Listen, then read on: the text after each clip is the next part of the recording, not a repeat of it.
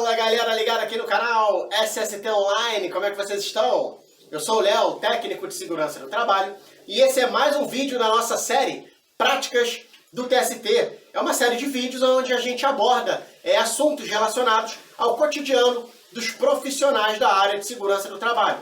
Pode ser um documento, uma ferramenta, algo comportamental, enfim, alguma coisa que esteja relacionada ao dia a dia, à prática do TST, a cotidiano dos profissionais de segurança do trabalho.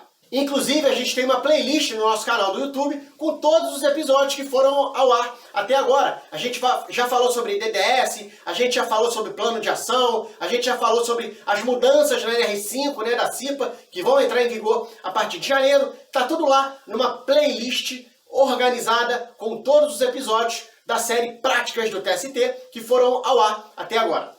E nesse vídeo a gente vai falar sobre um tema que muitas vezes é tema de dúvidas ou de perguntas dentro do canal SST Online, dentro das mídias sociais do SST Online. O tema é o seguinte: quais são as primeiras medidas que um técnico de segurança pode adotar ao entrar numa empresa? E aí pode ser tanto como contratado CLT ou como consultor, uma empresa contratou esse profissional para prestar consultoria. Quais são as primeiras medidas que ele pode adotar? Tem algum passo a passo para seguir, algumas etapas que são mais lógicas? O que a gente pode fazer quando entra numa empresa? Então, para quem passa por esse tipo de situação ou espera passar, esse vídeo vai ser bem bacana e vai ser útil, porque a gente vai dar algumas dicas bem legais. Então, não sai daí, que eu vou falar sobre isso agora. Se liga!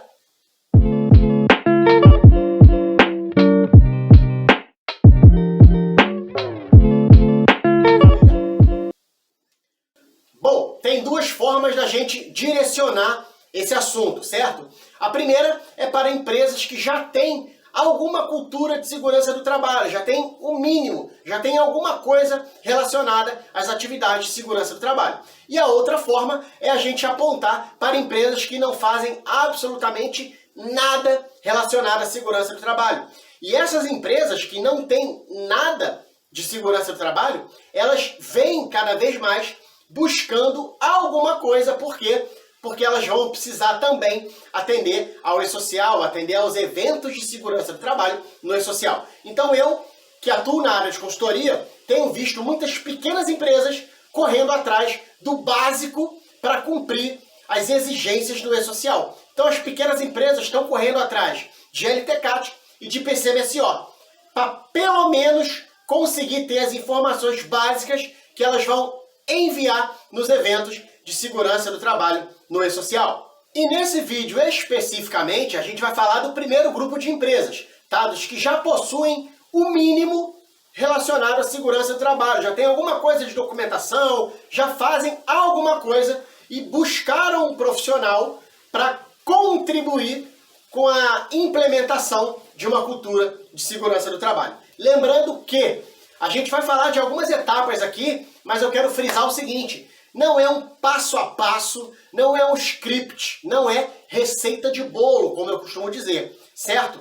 São algumas etapas que são úteis, mas que não necessariamente vão se aplicar em 100% das possibilidades.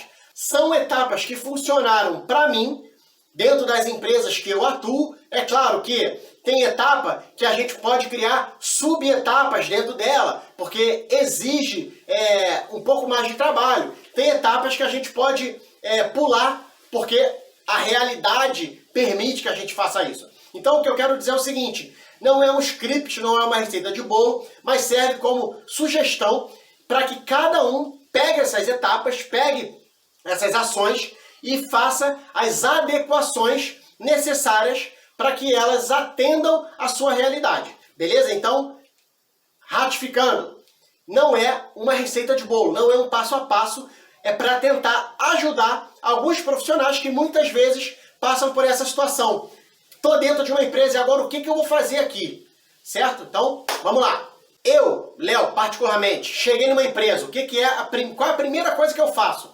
Eu busco fazer um diagnóstico, busco conhecer aquela empresa na prática, pessoalmente, andando pela empresa, conversando com pessoas, conversando com os funcionários, A gente há de convir que o técnico de segurança do trabalho não é persona não grata, né? A gente chega nas empresas e o pessoal já fica meio, olha, de rabo de olho, a gente não é bem visto. Por quê? De um modo geral, o técnico de segurança é o profissional que vai perturbar o funcionário, que vai exigir que ele use EPI, muitas vezes que tem autonomia para emitir uma advertência, e aí isso acaba minando um pouco a relação entre o técnico de segurança e os trabalhadores. Então o que eu gosto de fazer? Eu gosto de andar pela empresa, conversar com os trabalhadores, obviamente já me apresentar, mas tentar tirar um pouco desse estigma de que o técnico de segurança é o carrasco. Então eu me coloco no meu lugar, eu desço um degrau e faço perguntas, tentando entender qual é o dia a dia desses caras. Até dentro do processo produtivo, né? Eu costumo dizer que a gente não tem como saber de tudo. Eu hoje, por exemplo, na consultoria, eu atendo empresas que fazem manutenção de rede elétrica, eu atendo empresas que fazem recapagem de pneus, eu atendo supermercado com 400 funcionários. Então, cada dia eu estou num local diferente e a gente não tem como saber de tudo. Hoje, eu já conheço um pouco mais dos processos dessas empresas. Mas quando eu entrei, eu tive que conversar muito com os trabalhadores. Eu tive que entender o que eles faziam. E isso vai estreitando o relacionamento. Os caras vão vendo que a gente também não sabe de tudo. E precisa da ajuda deles. Eu sempre falei, eu estou aqui também para aprender com vocês. E a gente começa a se relacionar de uma forma mais amigável. Porque eu passo um pouco do conhecimento de segurança do trabalho e recebo também informações relacionadas ao dia a dia deles. O que eles fazem, quais são as atividades que eles fazem, como que eles fazem, se usa EPI, por que usa aquele EPI incomoda, poderia utilizar outro. Então, eu vou criando ali uma relação amistosa para que eu possa entender melhor o processo produtivo que existe dentro daquela empresa, em todos os setores, em todas as atividades que acontecem. Então, para mim, essa é a primeira etapa, conhecer pessoalmente cada setor da empresa e entender o que cada trabalhador faz. Segunda etapa, o que eu gosto de fazer? Analisar a documentação que já existe da empresa. E aí, só fazer um parênteses rápido, né? Eu estou partindo do princípio de que a empresa já tem um mínimo relacionado à segurança do trabalho. Pelo menos ali um PPRA, PCMSO e a ITCAT, vamos colocar dessa forma. Tá? Então, eu faço uma análise documental do que já existe. Por quê? Porque como eu já verifiquei pessoalmente como é o processo produtivo, o que cada trabalhador faz, agora eu vou partir para a parte documental para poder analisar se essa documentação está batendo com o que eu vi lá pessoalmente. E essa é justamente a terceira etapa desse processo. Cruzar as informações documentais com as informações reais. Eu vou cruzar as informações que existem no documento com as informações que eu vi na realidade, porque muitas das vezes essas informações não batem, né? O que tem no documento não condiz com o que tem na realidade e vice-versa. O que tem na realidade muitas vezes não tem nos documentos. Então eu vou cruzar essas informações para ir para a nossa quarta etapa, que é equiparar as ações que estão documentadas com as ações que existem de fato na prática. Por que eu digo isso? Como eu acabei de falar, muitas vezes o documento pode estar defasado quando a gente vai relacionar aquele documento que tem ali com o que acontece na prática de fato. Muitas vezes tem indicação de EPI que não precisa, ou não tem indicação de EPI que necessitava, ou existe a necessidade de um exame médico que não vem sendo realizado, e aí não consta no PCMSO, mas a atividade do cara exige a realização desse exame, ou a empresa está enquadrando como atividade especial, uma atividade que a gente pode trabalhar para desenquadrar. Então tudo isso vai fazer parte dessa análise da documentação com o que existe de fato na prática dessa empresa. Beleza? Essa é a quarta etapa. É a gente equiparar o que tem no documento com o que tem na prática.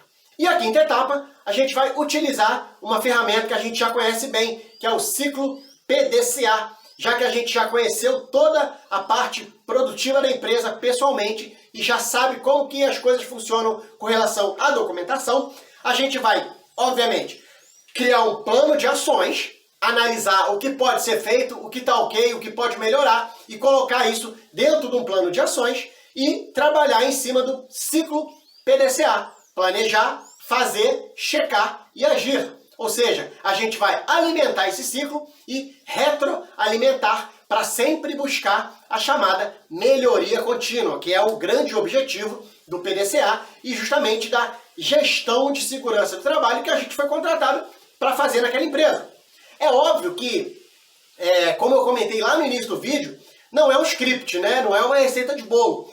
Então, algumas dessas etapas podem gerar subetapas, outras etapas complementares, como, por exemplo, a aquisição ou abastecimento de um software de segurança do trabalho, de gestão de segurança.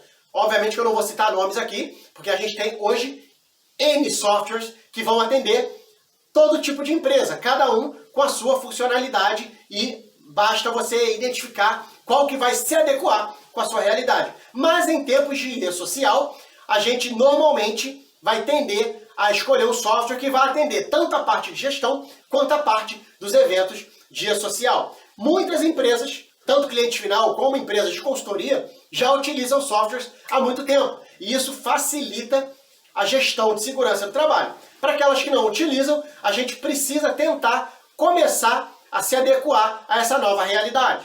Uma outra subetapa que pode acabar aparecendo, dependendo do tamanho da empresa, dependendo do tamanho do seu cliente, é a integração, a gestão integrada, né? Compliance, meio ambiente, com segurança do trabalho, se tem norma ISO, se não tem, tudo isso vai ser verificado e pode gerar outras subetapas dentro desse planejamento inicial que a gente trouxe aqui. Fora isso, creio que essas 5 etapas, né, esses 5 passos, podem ser suficientes para atender os profissionais que começam a atuar numa empresa e não sabem muito bem por onde começar. Mas o pontapé inicial já está por aqui. Se você concorda, deixa nos comentários. Se você discorda, deixa também nos comentários. Mas é importante a gente sempre discordar com educação. E, caso queira acrescentar alguma etapa dentro dessas, para contribuir com os profissionais que estão em busca dessa informação, pode deixar nos comentários também, que vai ser muito bem-vindo uma sugestão ou sugestões dentro desse contexto. E se você quiser sugerir temas para próximos episódios da nossa série Práticas do TST, quase que não sai, Práticas do TST, pode deixar nos comentários também, que a gente está recebendo muitas sugestões. Inclusive, os próximos vídeos serão com sugestões que a gente tem recebido aqui. A interação do pessoal está bem bacana e está aparecendo sugestões bem legais. Então, se você tem alguma sugestão também, deixa nos comentários que a gente está olhando tudo com muito carinho. Enquanto isso, eu vou dando uma olhada nas sugestões que já foram feitas e vou elaborando os próximos episódios da nossa websérie Práticas do TST. Eu vejo vocês no próximo vídeo. Um grande abraço a todos e falou!